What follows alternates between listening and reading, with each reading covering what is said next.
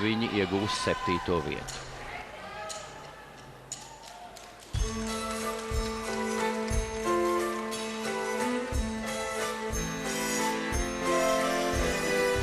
Otrais gājiens, vēlreiz Vīnes valsis, un to sāk pāris ar startu numuru 9, Krievijas dejotāji, Arčams Broņikovs, Darja Griško.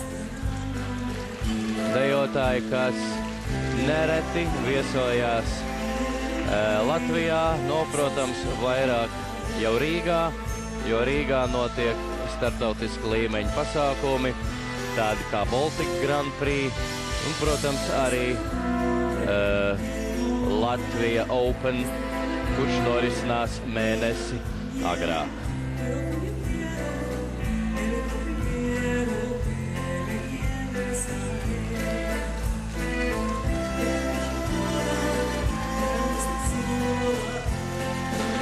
Ar 73. numuru Viljus Jakas, Gabriele Sirjonaitė, Lietuva.